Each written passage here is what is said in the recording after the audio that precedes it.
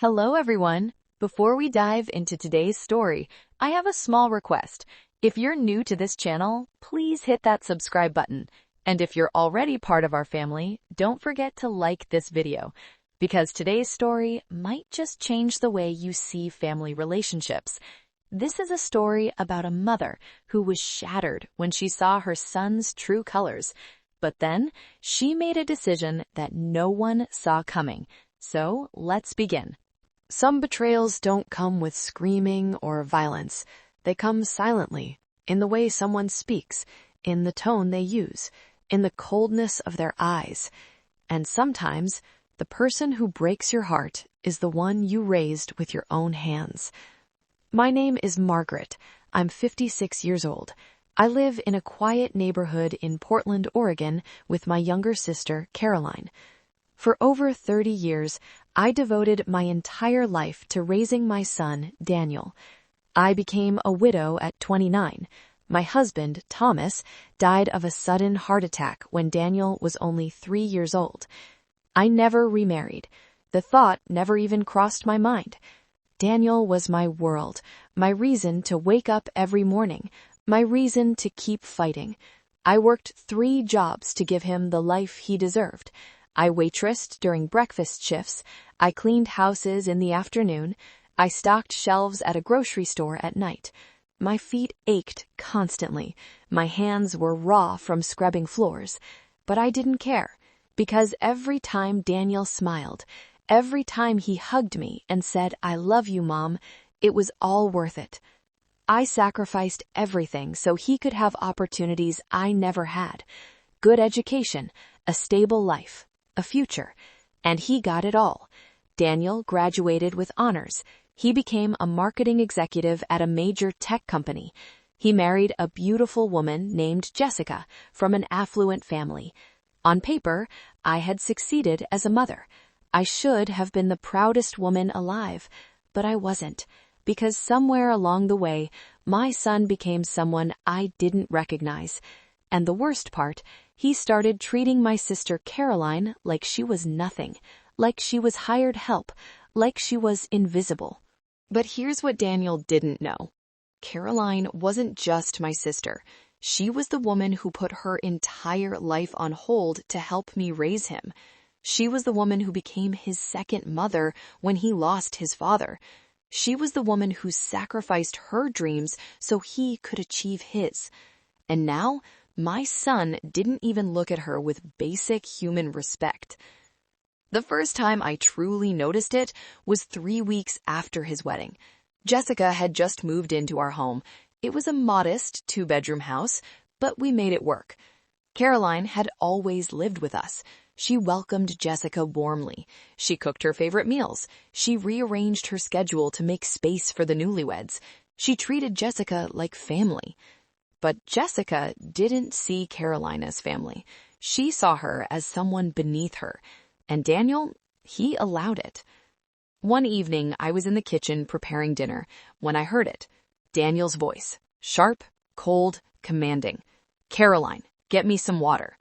Not, "Aunt Caroline, could you please?" Not, "Caroline, would you mind?" Just, "Get me some water." Like she was staff, like she was a servant in her own home. I froze. My hands stopped chopping vegetables. I turned toward the living room expecting Caroline to say something, but she didn't. She just smiled softly, got up, and brought him a glass of water. I wanted to say something, but I told myself, maybe he was just tired from work. Maybe he didn't mean it that way. But deep down, something inside me cracked. To understand why this hurts so deeply, you need to know Caroline's story. She isn't just my little sister. She's the reason Daniel had a childhood at all. When Thomas died, I was completely shattered, lost, broken. I had a 3-year-old son, no savings, and no family support. Thomas's parents blamed me for his death.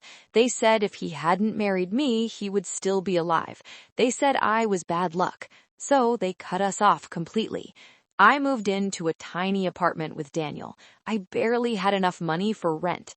And that's when Caroline showed up at my door. She was only 24 years old at the time. She had just gotten accepted into a master's program at Boston University. Full scholarship, her dream school. She also had a boyfriend, Michael, who was planning to propose.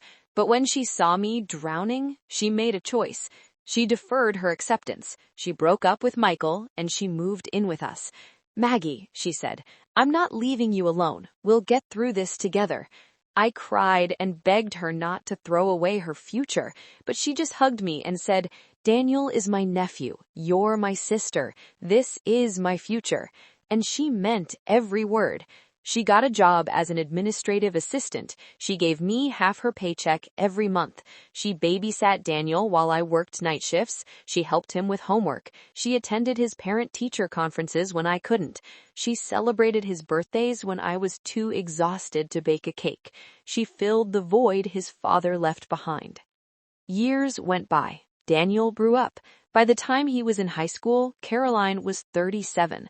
Michael had long since married someone else. Her scholarship opportunity was gone, but she never complained. She never once made Daniel or me feel guilty. When Daniel got accepted into college, she cried tears of joy.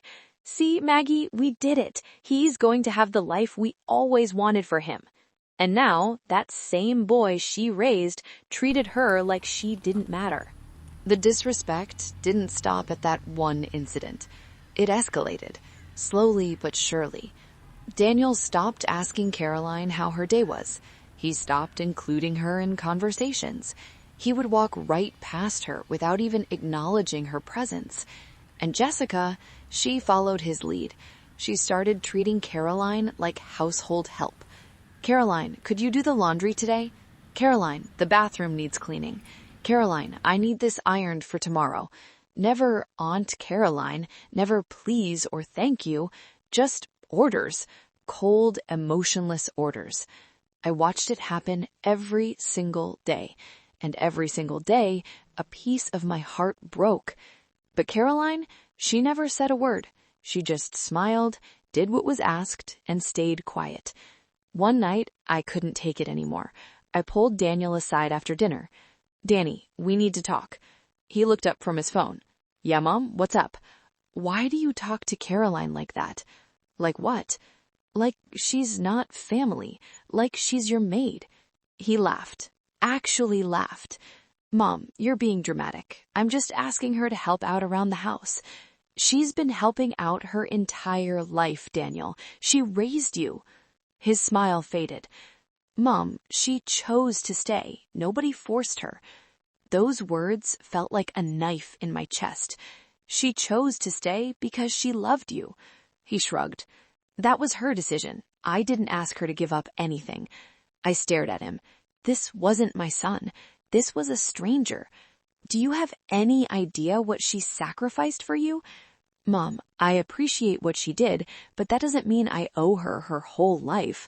"I'm not asking you to owe her anything. I'm asking you to respect her." He stood up. "I do respect her." "No, Daniel, you don't, and it's breaking my heart." He sighed, clearly annoyed. "Mom, I have work tomorrow. Can we not do this right now?" And he walked away, leaving me standing there alone. But what happened next shattered me completely. One Saturday morning, Caroline woke up with a terrible migraine. She could barely get out of bed. I insisted she rest, but Jessica needed groceries for a dinner party she was hosting that evening, and Daniel, instead of going himself, told Caroline to go. "Caroline, we need groceries. Can you run to the store?" She was lying down, pale and clearly in pain. "Danny, I'm really not feeling well. Can it wait?" "Not really. Jessica needs ingredients for tonight. It'll just take an hour." "I'll go," I said immediately. "Mom, your knee has been bothering you. Caroline can handle it." "Then you go, Daniel." He looked annoyed. "I have a conference call in 20 minutes. Just let her go. She'll be fine." Caroline slowly got up. She didn't argue. She didn't complain. She just put on her jacket and left. I stood there trembling, not from anger, from heartbreak. Jessica walked into the room, scrolling through her phone. Finally, I thought she'd never leave. Something inside me exploded. "Excuse me?" She looked up, surprised. What? Did you just say what I think you said?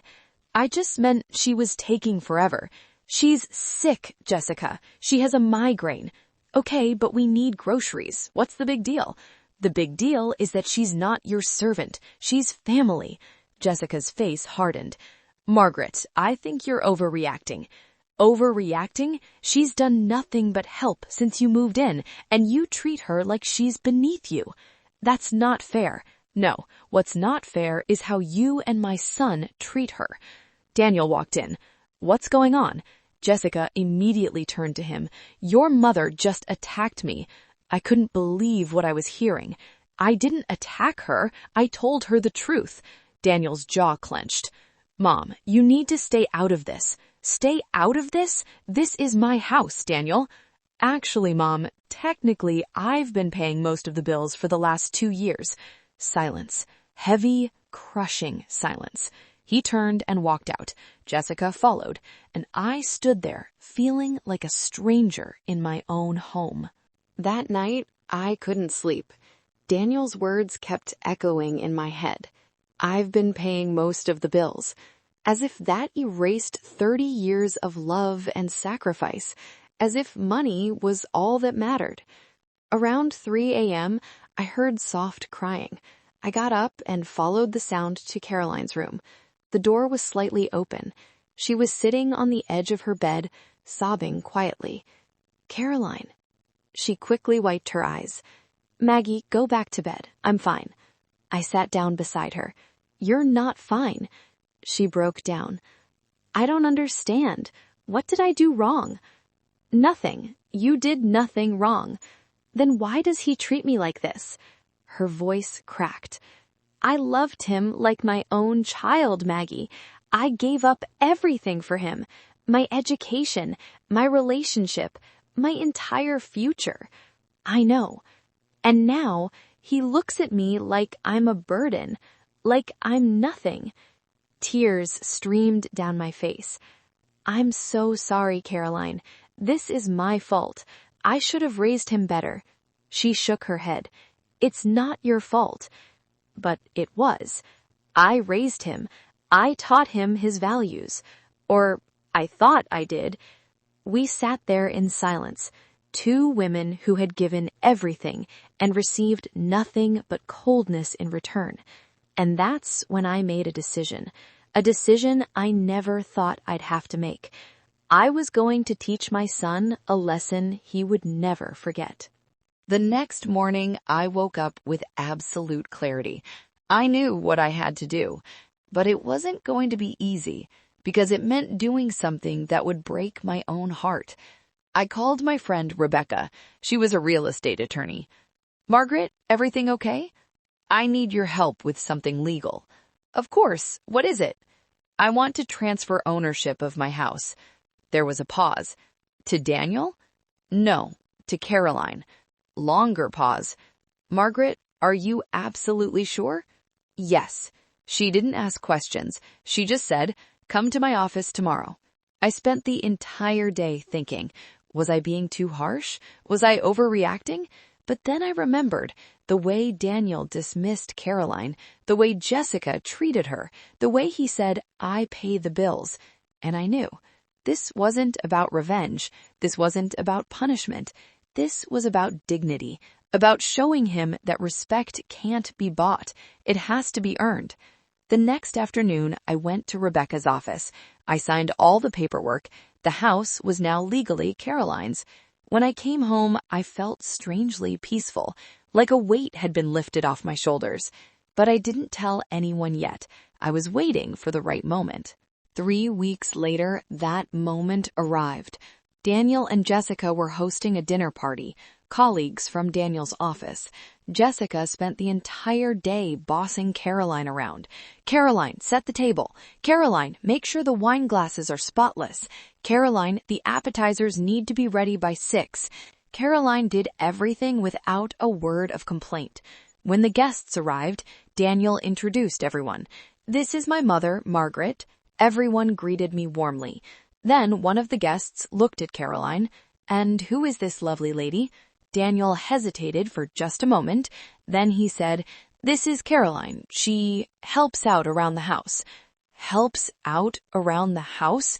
Not, this is my aunt who raised me. Not, this is the woman who sacrificed everything for our family. Just, helps out? I felt my chest tighten, but I stayed calm, composed. After the guests left, I asked Daniel and Jessica to sit down in the living room. I need to talk to both of you. Daniel looked exhausted. Mom, it's late. Can this wait? No, it can't. Something in my tone made them sit. I took a deep breath. I've made a decision about the house. Daniel frowned. What kind of decision? This house no longer belongs to me. He looked confused. What do you mean? I've transferred ownership. Legally, it's done. Jessica leaned forward. To who? To Caroline. Complete silence. You could hear a pin drop. Jessica's mouth fell open. Daniel shot to his feet. You did what? I transferred the house to Caroline.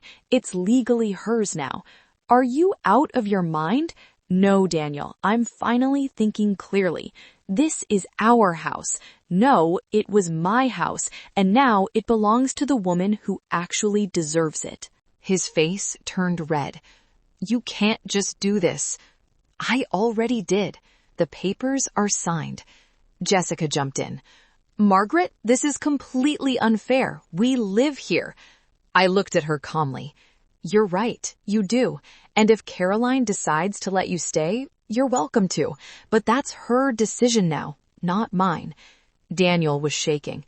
I've been paying the bills, and you'll continue to, but the house isn't yours. Why are you doing this? I stood up. Because you forgot something, Daniel. You forgot that people aren't measured by the money they make. You forgot that Caroline gave up her entire life for you. She gave up her education, her future, her dreams, so you could have yours. And you treated her like she was invisible. My voice broke. I raised you to be kind, grateful, humble, but somewhere along the way, I failed. So maybe losing something will teach you what love couldn't. Daniel stared at me. For the first time, I saw something flicker in his eyes. Shame. But he didn't apologize. He just stormed out of the room. Jessica followed.